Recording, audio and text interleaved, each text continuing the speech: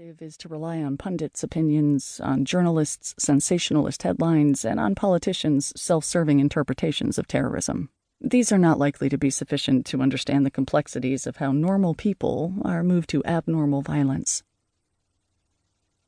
What are some of the issues related to radicalization that this book will not cover?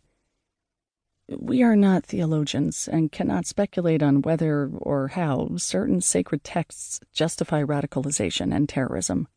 For psychologists, the more interesting question has to do with what is happening to people who decide to take up radical activity, whether they pledge allegiance to Islam, Buddhism, communism, anarchy, or white supremacy. Psychology has demonstrated again and again that people tend to justify and intellectualize choices and actions they take for reasons that have little to do with their justifications. When we say we do something for a particular reason, very often we are wrong. For example, we are more likely to like a stranger we meet while we are holding a warm cup of coffee than a stranger we meet while holding a cold cup of coffee. But if asked why we like the stranger, we are not going to mention the cup of coffee, offering instead explanations that have to do with the stranger or with our own character. Violence, riots, violent crimes, and aggression in competitive sports is more likely on hot days than on cool days, though people who act violently hardly ever notice how the heat affects their behavior. Similarly, radicals and terrorists sometimes use ideology to justify choices they make for reasons that have little to do with religion or politics. Because we are not politicians, we have the luxury to leave aside moral questions related to radicalization. Who is right and who is wrong? Who started the violence? Who has the right to escalate violence? Who should be responsible for ending violence? Questions like these are beyond the scope of this book. Both terrorists and states have moral arguments for violence. Collateral damage of drone attacks is justified by governments that wage war in terrorist homelands. Collateral damage of suicide bombing is justified by terrorists who wage war in Western cities. Violence is gruesome and not easy for an average person to undertake. As psychologists, we are drawn to the mystery of how and why people cross over the threshold that makes violence acceptable. What does radicalization mean? Radicalization is a process by which individuals, groups, or even large publics become increasingly accepting of violence for a cause. Terrorism is an endpoint. Radicalization is the road that leads to that endpoint.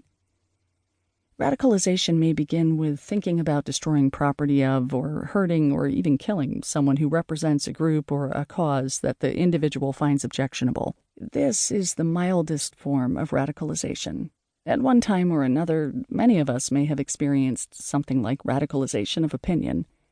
For example, some get so emotionally involved in U.S. presidential elections that they entertain violent thoughts about representatives of the candidate or party they oppose.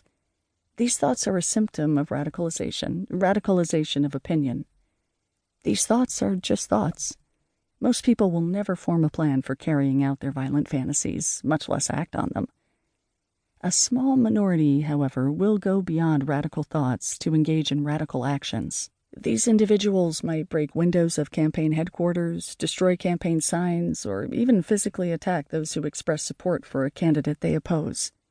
Behaviors like these are evidence of radicalization of action. To understand radicalization to terrorism, both radicalization of opinion and radicalization of action are important to consider. For the purposes of terrorism, policing, and prevention, however, radicalization of action is more important than radicalization of opinion. We have more to say about the distinction between radicalization of opinion and radicalization of action and their relationship with terrorism in Chapter 6. What is the difference between activists and radicals? Activists are people who are engaged in nonviolent and legal political action. Radicals are people who participate in actions that are illegal, including violent actions.